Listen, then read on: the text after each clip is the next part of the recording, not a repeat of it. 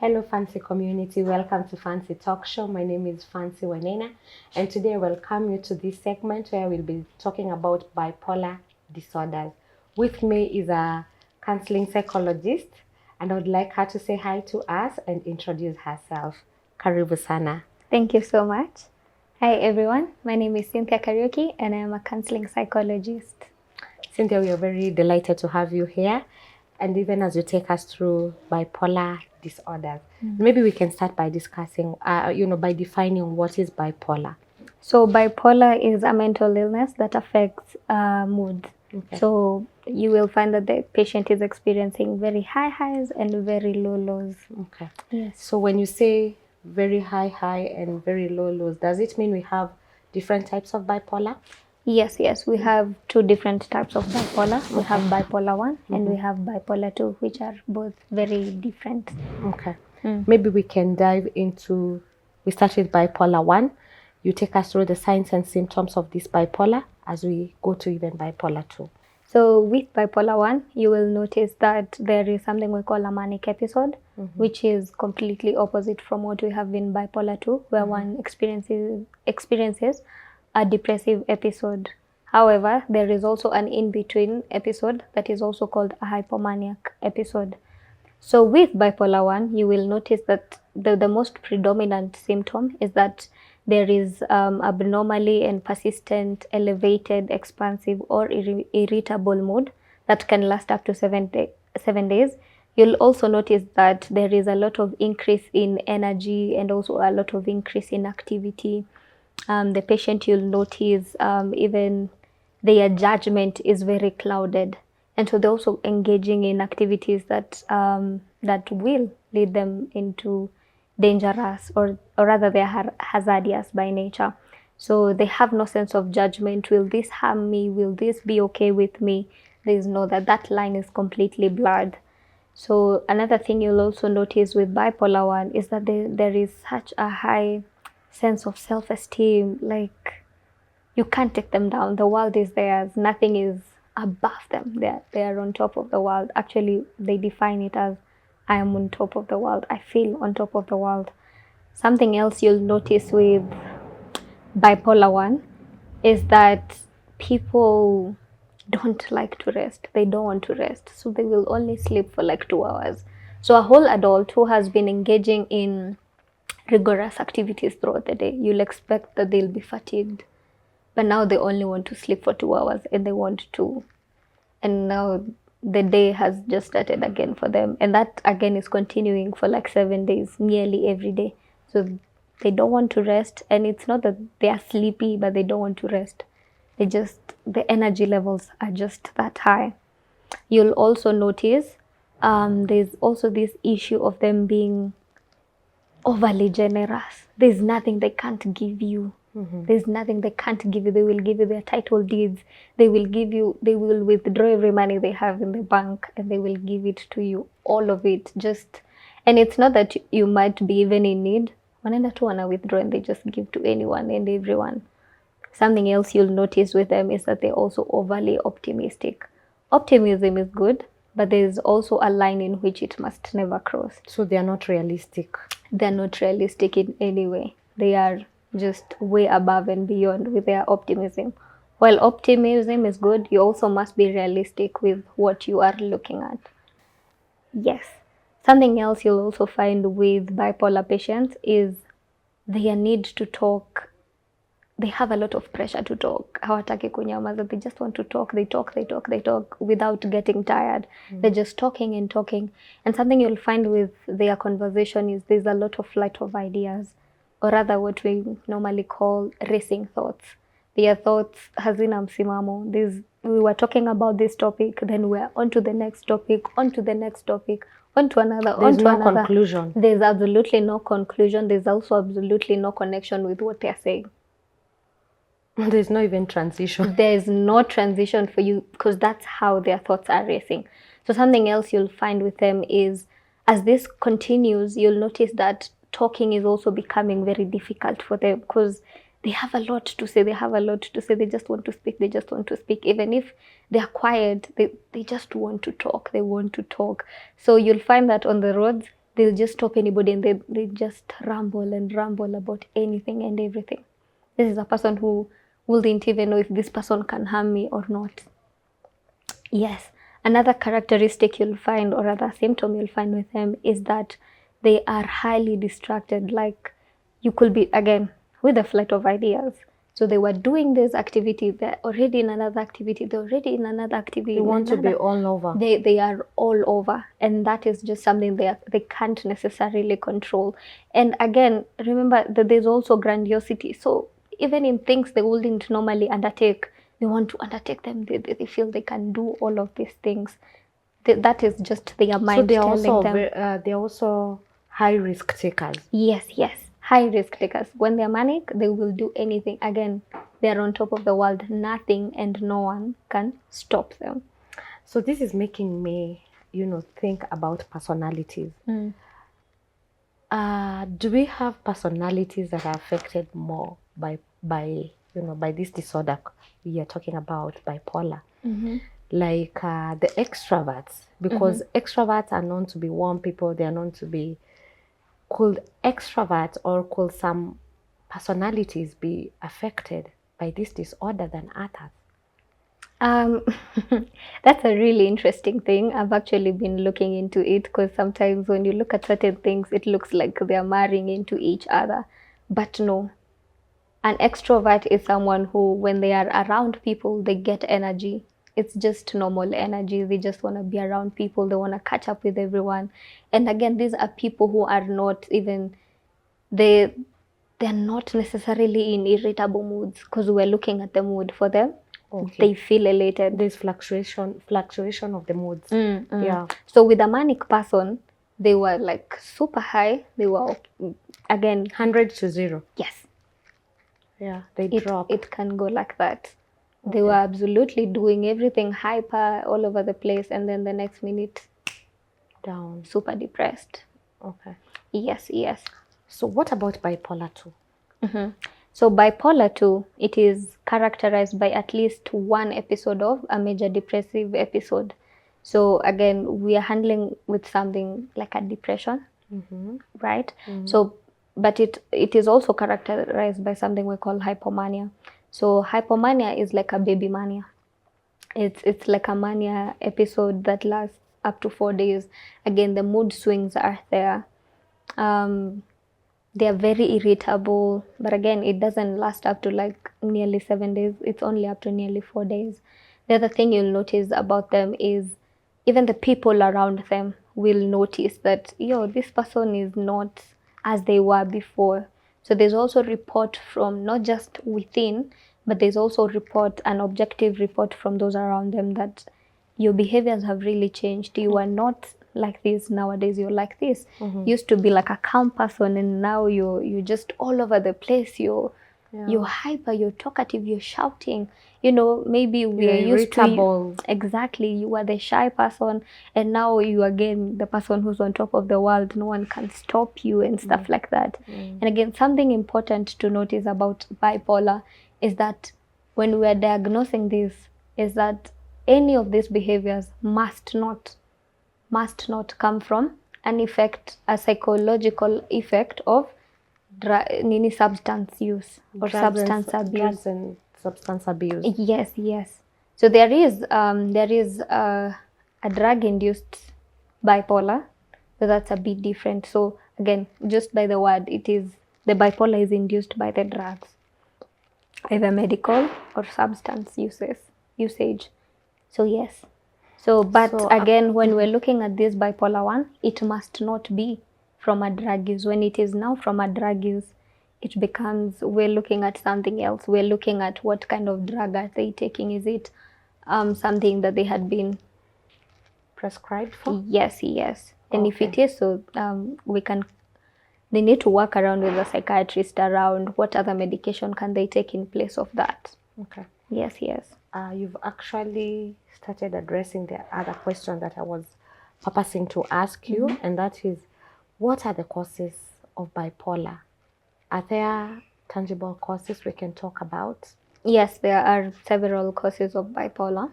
And one of them you notice is because bipolar is also present in children.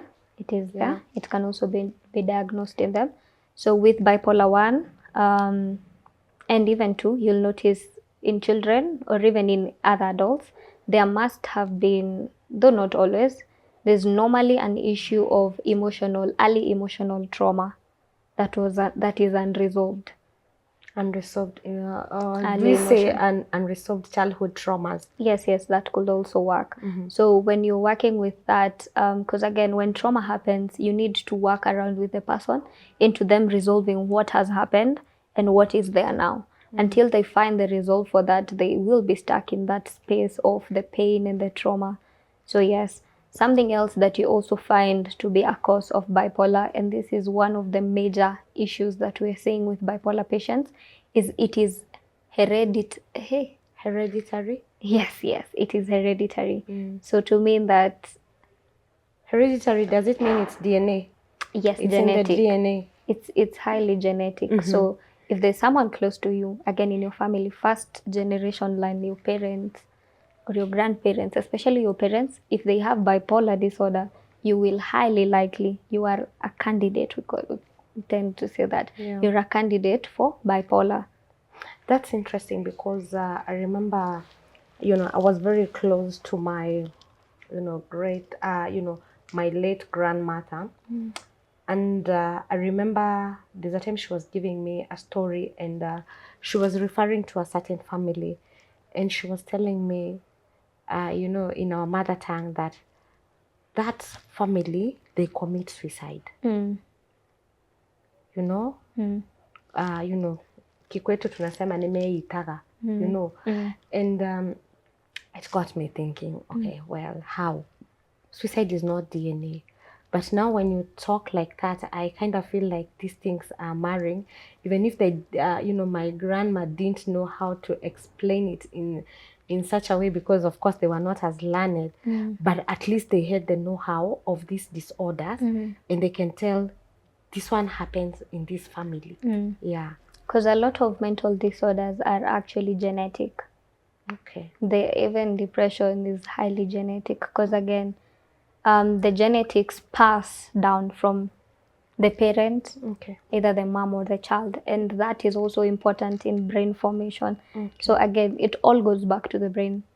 So when you find at least one person has bipolar or even depression, because there's also an issue of depression with bipolar, it will highly likely pass down to someone. And then another thing you'll notice with this is sometimes I don't want to call it on the quiet zone. Sometimes it's like on the quiet zone. It's not dominant. It's recessive. Yes. So you have it in your system, but there's nothing that has ever triggered it to show up. There's no trigger Right. for it to show up. So, and some of the triggers are drugs. Okay. Another trigger is, and when I say drug, I mean substances. Abuse. I think we Yes, need to mention it's drug and substance abuse. Yes. And then there's also an issue of trauma. So sometimes when people are put through these traumatic spaces, that just shows up. It pops up. Okay. Yes. Okay. So apart from drugs and substance abuse traumas, are there other causes of bipolar maybe? Okay. No. Oh, okay. So how do is it possible for one to seek treatment for bipolar? Is Yes. it curable? We don't necessarily call it curable. We call it manageable. Yeah. Because there's not exactly a cure for bipolar. But it can be managed. So we have several ways of managing bipolar. So one of the ways is pharmacotherapy. So that is by taking drugs. So when you visit a psychiatrist and you are clearly diagnosed with either bipolar 1 or bipolar 2, there's medication that they will give specific to you. Okay. Again, because the prescription is always specific to the person that we are dealing with. It's not a blanket kind of thing. It has to be specific with the person we're dealing with, because we can't give a manic person that was our depression. The depressive. Because we need the manic person to calm down a Yeah, bit. yeah. And we need the person who's on the depression side to kind of like lift up and raise their moods. Okay. So yes, there is that. There's also psychotherapy, which is now what we do as counseling psychologists. So we come in with various strategies to help you. We do emotionally oriented therapies. We do behavioral oriented therapies. That again, because this is a person who their behavior and emotions are not necessarily aligned properly. Okay. Right. Okay. Yes. There's also something we call electroconvulsive therapy, also known as ECT, ama kuwekwa stima. People call it so. So it's, again, it has to be done by a professional. Okay. So you must visit a psychiatrist, and again, they have to see it fit for you to undergo this. Okay. So there have been positive results with ECT. Yes. So that's also something that people can choose to go for. Okay. And what are the effects of bipolar to the person affected, or we can call them the patient? What are the direct effects? So one of the things that you'll find is the person will be affected socially. Because again, this is someone whose moods are, again, we cannot necessarily define them. They're very irritable. So again, the people that are around them find it difficult to be around them, because one time you've always been friendly, but now you're being extra rude. You're also being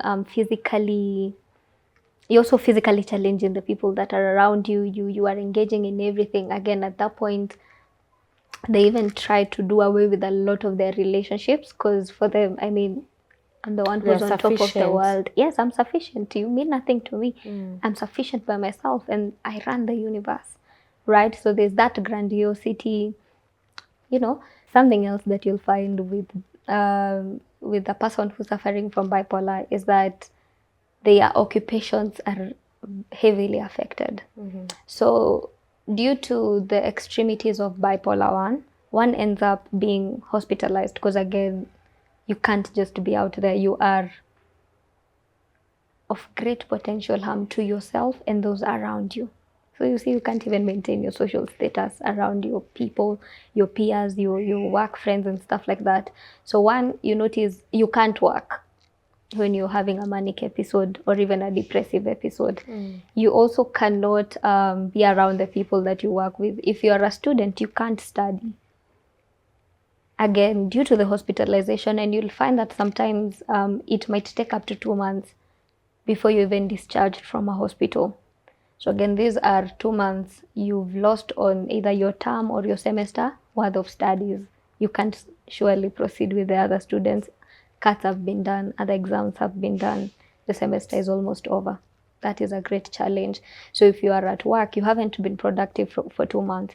And so now you find that our employers will find that it's difficult to maintain you as a person, as an employee. Because again, I have to ensure that, one, I'm expecting you to be sick, so there needs to be someone who's on standby. And so normally when people get into these spaces, these mental illnesses, they're sacked from their jobs. Okay. Something else with that is that it brings in a lot of financial implication. So you have to buy medication, and medication to treat any mental illness is not cheap. It's very expensive, and you might be having to swallow this medication for the rest of your life, and it's not cheap. To suppress these moods. Yes. And so again, it's for a lifetime, and maybe you've been sacked, or even if you're self-employed. Yes, even if you're self-employed, I mean, you have to close down your shop for that time. So you see, there's a lot of effect on the person and also that on which those is around them. Yes. Is it possible, what are the preventions measures that we can take, maybe to avoid one into getting to bipolar? And also, is it possible just to be able to be in a space of like, I have a bipolar disorder threat, and so I need maybe to seek help as early as it is? Is it possible to be in that space of knowing I have a bipolar threat, and also how can you go about it in terms of avoiding yourself to go into this menace? Me, I'm looking at it as a big thing. It is, because bipolar affects you as a whole. It, again, with mental illnesses, it affects you as a whole being. It's not like having an upset stomach and then you just, Take the stomach and that's it. and then you're back to your workplace. Bipolar mental illnesses are like very big, because again, you have to use your mind to engage in every activity that you're engaging in. And now when a part of your mind is affected, everything else shuts down until your mind can quote unquote collect itself or put itself together. That's only the time that you will. Like, look at people who have diabetes. They are still able to go to work with difficulty. They're still able to do certain things. But now with a mental illness and you having like these episodes every now and then, how can you really take care of your child? How will you really cook? How can we trust? You are totally destabilized. Yes, how can we trust that you will even handle fire properly? You will not be careful, and we must not expect you to do so. But that doesn't mean that these people don't stabilize. But one of the things that I especially love to tell people my age is kindly avoid drugs and substance use. Avoid them at all costs, because these things, they are costing you your mental wellness, and you cannot reverse. You cannot really reverse when you've had a bipolar episode. So drugs and substance abuse are one of the major causes of bipolar disorders. Especially amongst the youth. And again, there has to be a contribution of genetics, especially when genetics are involved. So they're just waiting for a trigger? Yes. It's just patiently, eagerly waiting for that trigger. You must be very, very careful. Don't just be like, you've seen your uncle, this has happened to your uncle, your dad, you suspect. Because again, we're living in like a world where we're all like, we're self-diagnosing, and we're like, this person is like this person is like that. You can't just see that and immerse yourself in drug use. And if you have, kindly seek help. There are so many professionals who are out there. You can find help, and you will find help, right? So if you find that this is present in your family, kindly take care of what you're eating, and not eating, but what is getting into your system through your eyes, through what you're feeding. Kindly take care of that. And two, anytime you notice that there are traumatizing events that are around you, kindly seek help from professionals, because these people we are equipped to come and help you to deal and resolve with trauma. You don't have to live with your trauma like 10 years and you're like, when I was 20 years old, this and this happened. When I was 15 years old, it's true, it was out of your hand, but your future is in your hands. So we need to be very responsible with what we are doing. So what you are feeding our mind, the places we find ourselves around. And stress, does stress cause bipolar disorder? There are other I'm talking about the extreme levels of stress. Yes. I get because you. Because we have the normal stress, but then we have the excessive levels that lead to depression and stuff like that. So not really. I'm yet to hear a case where someone had stress up to the point of bipolar. I'm not the most experienced in this field. There's also that, but I know that there are other mental illnesses that I don't want to say like expose you, but sometimes there's something we call comorbidity. So that is when you find someone has like more than one illness in them. So you find someone with like anxiety, bipolar, they tend to have anxiety. They're really close to each other because again, there's a lot of worry and all of that, the mood change and all of these things that are happening to you. But I'm yet to hear someone who had stress. Trauma, yes, but stress, no. Okay. Which recommendations can you give us in relation to bipolar disorder? So the first thing I will recommend to people is if you suspect that you have bipolar, again, there are different types of bipolar. There's bipolar 1 that is marked by a maniac episode, and there's also bipolar 2, which is marked by a depressive episode. And a depressive episode, again, has to do with very low moods, you feel depressed, you feel a lot of emptiness, there's a lot of hopelessness, guilt that has no where, like you can't even pinpoint where the guilt is coming from. You're also, there's either excessive weight gain or weight loss, and you cannot attribute it to something. Like I remember I had a patient who moved from 93 kgs to 65 kgs in a period of 2 months. Wow. And she can't trace if she's been eating well or not eating properly. Like she was just showing me her body and she's like, I can't even tell if this is my body. I've just been losing weight. Nenda kuvaa nguo, it's no longer fitting me. Like it's so big and I'm wondering who used to wear these clothes, because it can't be me. Something else you also find with bipolar 2 I didn't talk about is a lot of people entertain thoughts around death, either fear or desire. So fear, people are afraid of death. Oh, nitakufa, kifo itanikujia. Like they can't even sleep because death is coming, you know. The other thing with the desire of death is they're hoping to die, either with a plan or with no plan. Yeah. So or with an attempt. So there are people who just want to die, but again, they have no specific plan whatsoever on how they will commit suicide. There are people who will tell you, yes, I have a plan, and this is the plan. There are people who come to you after the attempt, because again, in as much as these conversations are out there, they're not as out there. Our response to them is not immediate, which is something I'll talk about in a few. So our response to these things is not immediate. So the moment I first notice something, I'm like, let me just watch him. I mean, kids nowadays are like that. You know, teenagers, men nowadays, women. You know, there are a lot of these stereotypes about do this and this and that, right?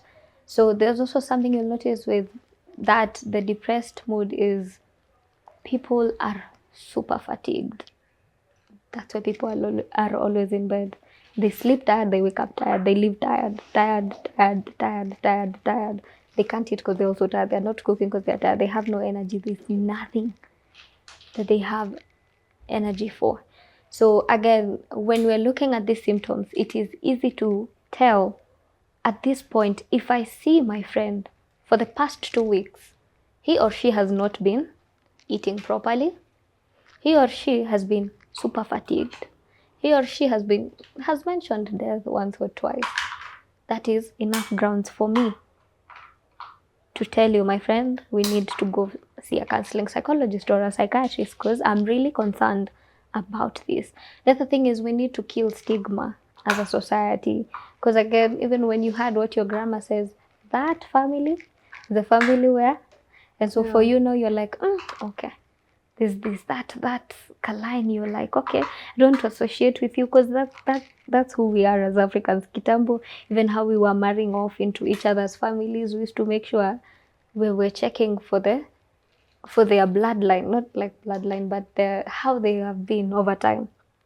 If it's a family, when you want to ruka akili, no one wants to get married there. If it's a family which, again, they commit suicide, you don't want to marry there. Let's kill this stigma. Let's end this stigma. Mental health has been here with us since time immemorial. So we need to make sure that the stigma around mental health is over and done with. So that way, even if I notice myself, even if I have no friend to tell me, Cynthia, this is really of great concern to me.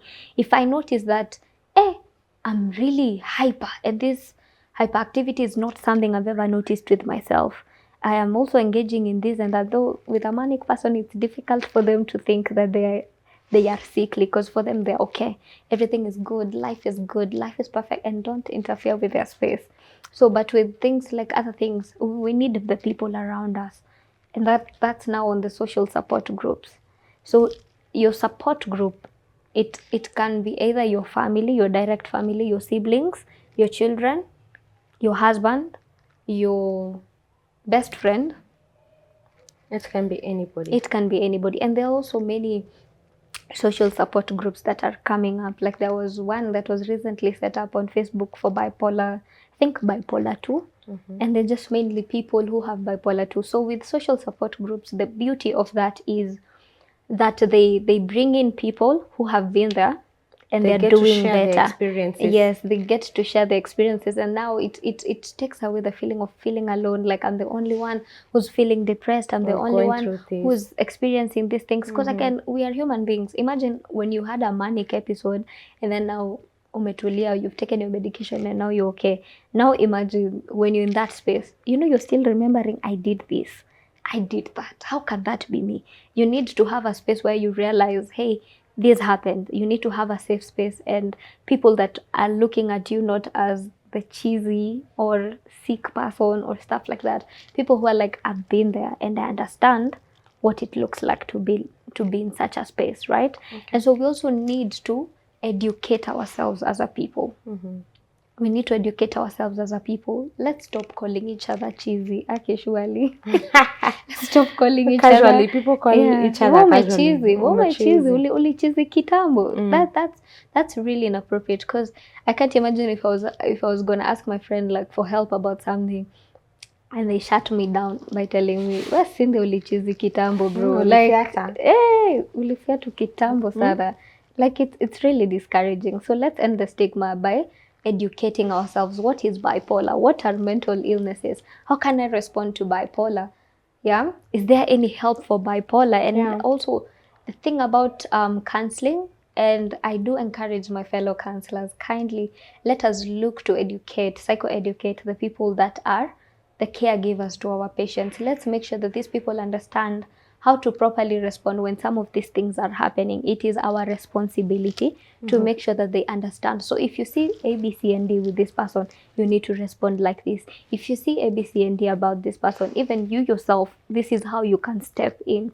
So that way we are making sure that our people, but they're not coming in and it's been like a whole month of all of these things happening. We've seen people who have come in and they were bound in chains, or like kamba, nafungiangwa hapo kwa kamba the whole day, because they can't control him, they can't handle him, and that was the best way.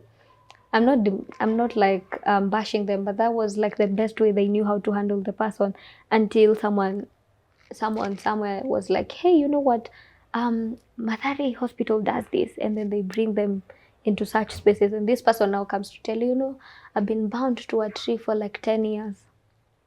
Oh no. So such are the things we're seeing out here. So let us make sure that even as we're going, even to those places where people might not be as learned as we are, they might not be experiencing life as we are making sure we're not stigmatizing each other for having mental illnesses. They are here with us. Again, they're not here to conquer us. We have already conquered. Yes. Okay. Is there anything you need to add matters bipolar disorders, maybe? As our parting shot?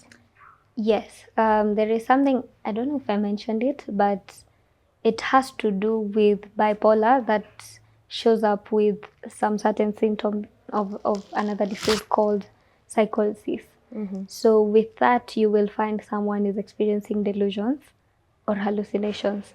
So delusions are fixed false beliefs that do not change despite there being evidence.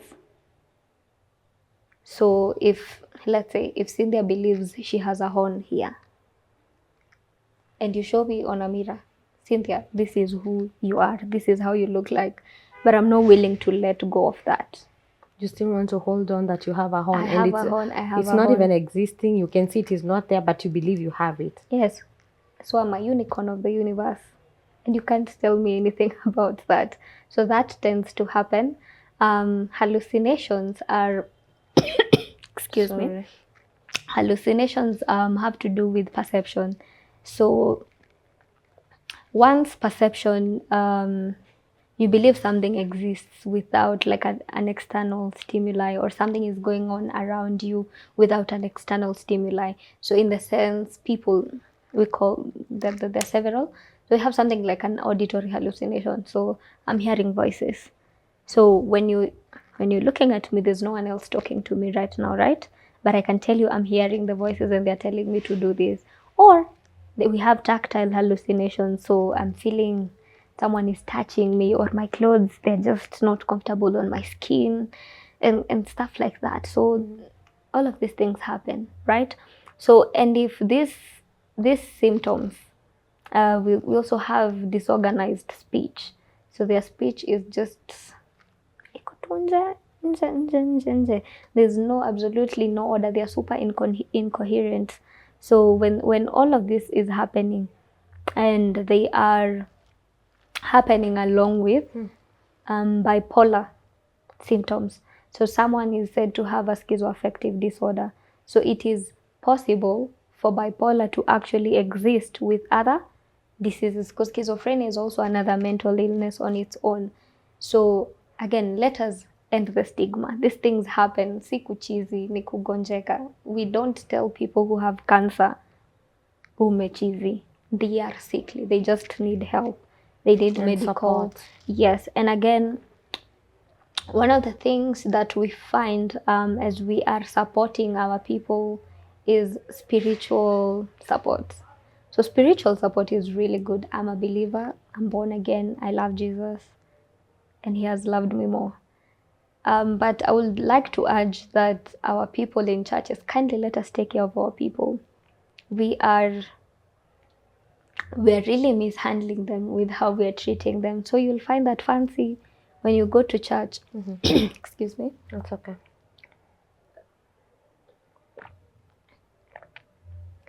And then you request to be prayed for, because I mean, God is God. He can do miracles. We are praying for you. So you find that our pastors are telling our people to throw away their medication, flush it, because now you're healed. Whereas we believe in miracles, miracles do happen. We can pray for you and it's over and done with. Let us kindly take care of telling our people, don't tell them to flush the medication. Wait until they can report that the symptoms are truly gone. It's not a comment on faith. It's not a comment that this one is a greater believer than the other, or this one is mightier than the other. No, God is God. He's a God of order, and there's a way that God does His things. So let us take care when we're telling these people they have demons that need to be cast out. They have no. Let us build them up properly. Let us give them the support that we need to give to them. So yes, we don't need to do a lot of all of this. Allow me to call them shenanigans, because a lot of these things we are harming our people. We are greatly harming our people. It is important that we educate ourselves. What are these things? How can we deal with them? What is the best response? And even as churches, let us have conversations about mental health. Let the people be aware what is mental health. Inatoka wapi ikienda wapi. Let's stop being extra superstitious around these matters. They are happening to us. Even our pastors losing people. Yes, even our pastors are experiencing depression, and they need help. It does not make one any weak or look like they're not as spiritual when they need this help. So yeah. Thank you very much for sharing your wisdom matters bipolar disorders. Maybe you can tell our viewers, in case they need to talk to you, how can they reach you out? Okay. So to our viewers, I run a counseling firm called Bear Counseling Firm. Bear means a bringer of happiness. So you can find me on my number 0759134692.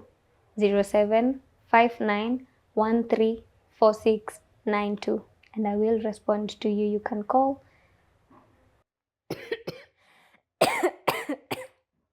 or you can text me. Okay. Thank you very much, our viewers. I hope you've learned something matters concerning bipolar disorder. And going forward, one of the things that I've really picked is that we stop stigmatizing, and we also take our care of ourselves. Maybe, Cynthia, I know we have winded up the show, but you can tell us, are there like assessment tests that one can do just to see whether you are suffering maybe from the internet or, Google, like you are suffering from this bipolar disorder? Do they exist? Yes, there are assessment tests. Self-assessments. No, they're not self-assessments. They are for the professionals, that is either a psychiatrist or a counseling or a clinical psychologist to do that for you. Okay. So I discourage people from self-assess. yes, because there are things we're looking at as we're looking at the things you need to kind of like tick on so that we can truly assess that this is bipolar and it's not any other mental illness. All right. Yes. Thank you very much, guys. Until next time, we keep on asking you to watch, like, subscribe if, in case you haven't, and above all, remember to share your thoughts on the comment section. Bye till next time.